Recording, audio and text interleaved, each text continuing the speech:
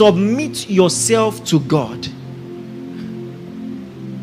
I'm not really one to do with maybe interviews or people's stories or stuff like that. My conviction is based on the Bible. But I saw one interview of someone who used to be a witch and got born again. And she described something that I see. You have to understand, it is not only people who practice negative spirituality that can see. Something that I see. When I see people who are vulnerable, there are some people who are vulnerable. You can be a church goer and be vulnerable.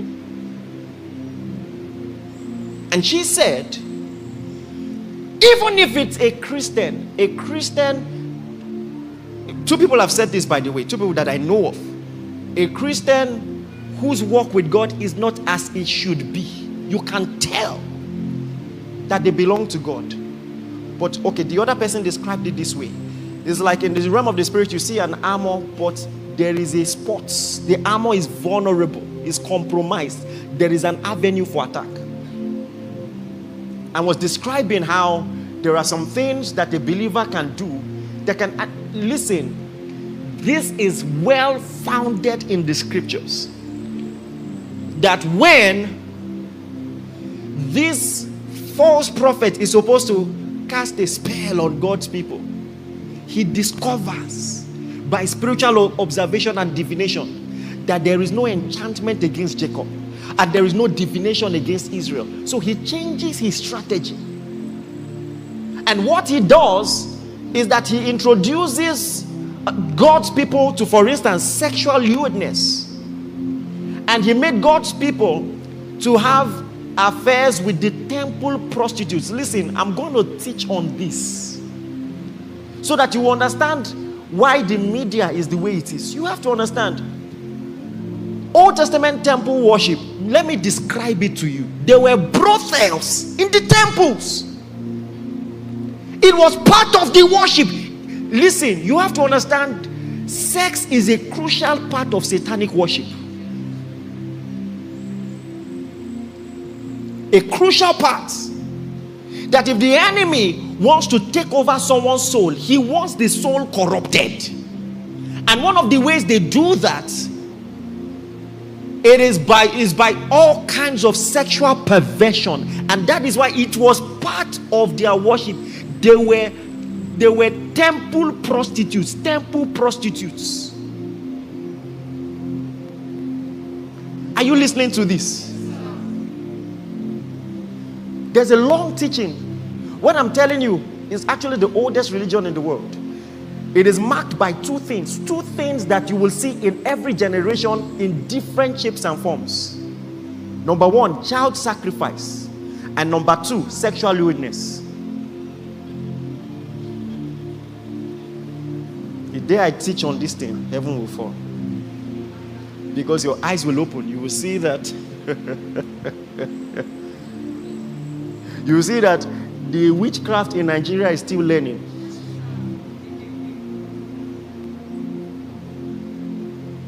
It's still learning.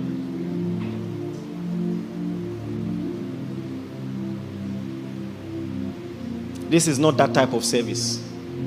I'm going to need to show you beyond reasonable doubt, because and I'm going to need to show you in the Bible so you see it.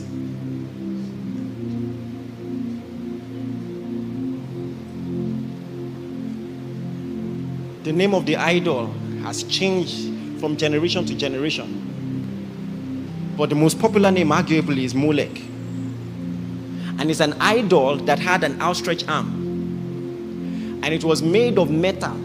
And so they will heat up the metal and they will put their children, newborn babies, on the hands of the idol. And the babies will burn to death. And then they're just beating drums. Not just to worship, but to drown the cry of the baby.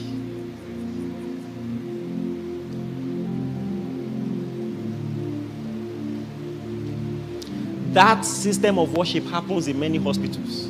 It's not a conversation for today. You see, the church has become so carnal that if you want to expose some things, it's even Christians that will fight you. You know, I did a video explaining the deity of Christ to Muslims.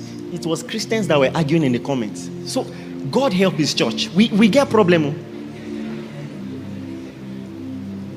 So, just imagine how the Muslims would have felt that, oh, so when you people decide what you believe, then come and evangelize. It was Christians that were arguing in the comments. Jesus is not God. Go church, you know, go. I am telling you, there are some Christians, that if they cast spells on, it will work. Some of you know what I'm saying. It ought not to be. And excuse my singling out the phraseology that Jesus used in saying, ought not this daughter of Abraham, whom Satan has bound, to be loose? Ought not. It's a contradiction. She's a daughter of Abraham. Why is she bound? Ought not. There are things that if you are not careful, they ought not to be, but they will be. Are you listening to this? So don't just open up your heart. Let me tell you something. Oh my God. Since I started preaching, there is nobody I have told a demon to come out of and the demon didn't come out of. So there was one lady.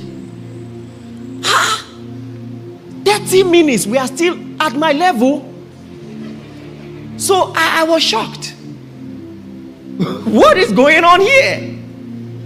And it was not a power problem, because the moment I entered the room, the power of God hit her. She was on the floor.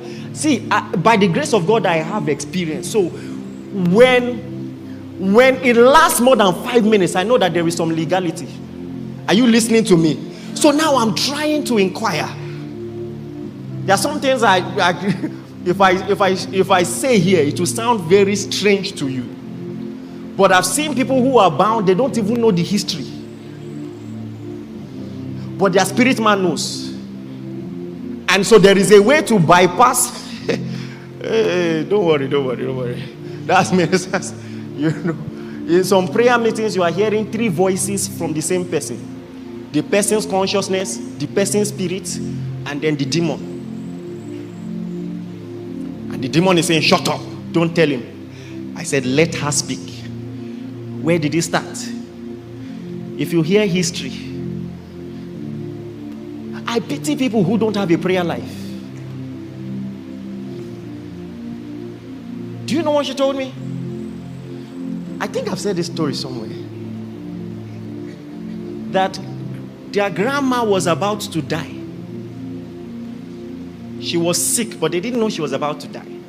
So they brought grandma to the house out of goodwill to cater for grandma and to treat her so that she would recover. Not knowing grandma had a different mission. Grandma wanted to pass over witchcraft mantle.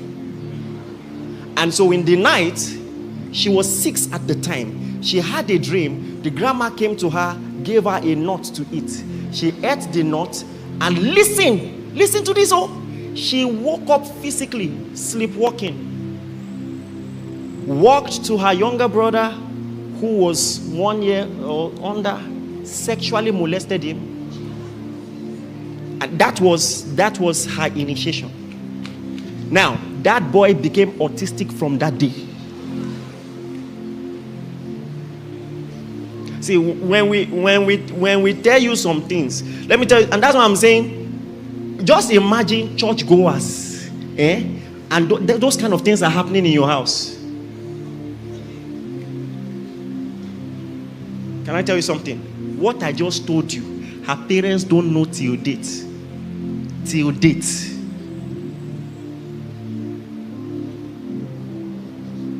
Did you hear what I said?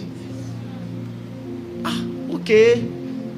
You know, I love Jesus. I'm not trying to be the biggest man of God. Someone needs help. Maybe there's a higher grace. So, by Kairos, the person that taught me how to cast out devils was flying into the country. I said, thank God you're around, though. I will send someone to you. So that one too, 1 hour. I said, no, something is wrong. So when they were done, put her on a seat and started interviewing her. Is there someone that you have not forgiven? My ex, he broke my heart. I will never forgive him. Why are you wasting our time?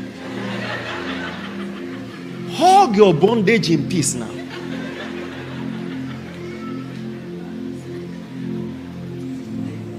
Why did you waste our time? You would have told us. I will never forgive him. Oh, really? Okay.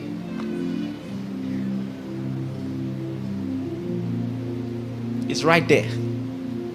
As we forgive those who trespass against. See, I am explaining to you that there are some things that step you out of the covering of God. They step you out. See, let me tell you something. Unforgiveness is one of the worst things that can happen. In fact, sometimes the reason why the enemy orchestrates trauma is not just because he hates you, it's because of the vulnerability of your soul that will be left. The scar that will be left. Are you listening to me? Yes, sir. See, even sexual abuse is not the worst thing that happened to you. The worst thing that happened is that you have not healed. It is that vulnerability. I am telling you, it is part. See, I don't want to tell you stories. Someone said part of his initiation, they sent people. They locked him in a room and they sent people to the room to rape him. They raped him. Different people. Because they just wanted his soul to be vulnerable. That's what the enemy wants. And now you think it's the act. The act is horrible, I know. But it's even worse that you have not healed. I'm exposing it so that you see, you know what? This is part of the deliverance. You now say, oh, this is what the enemy has been holding on to. Are you getting it now?